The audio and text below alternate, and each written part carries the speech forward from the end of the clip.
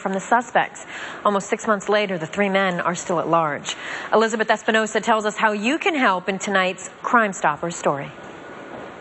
No, I was just trying to be strong. Robert, talk to me. Wake up. Robert, please. Robert, wait, Papa. But he died. I know he died before the ambulance got here. I saw him. He just took his last breath, and that was it. Araceli's son, Christian Robert Rodriguez, was murdered right in front of her. She says her son was defending her honor. Two guys on a bike started coming down the street, and I kind of like dazed off because it's like, that's weird. And when they got closer, they said something, and my son turned around and said, "You guys disrespecting my mom," so we ended up in the middle of the street, so I was in between both of them. And he met with his mother standing right here? As they argued, detectives say a third suspect on foot appeared across the street.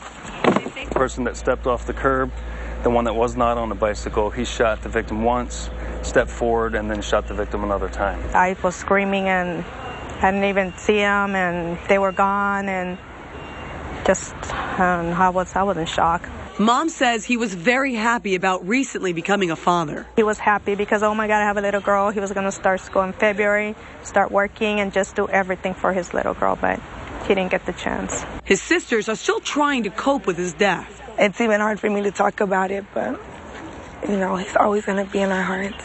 It's heartbreaking. That's the worst thing anybody can do in front of someone's mother.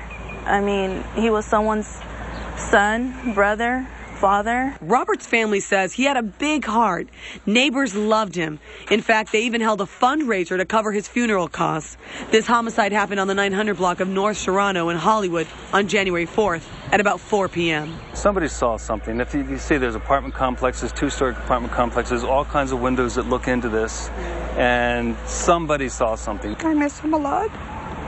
I'm still waiting for him to come home, but I know that it's not going to happen.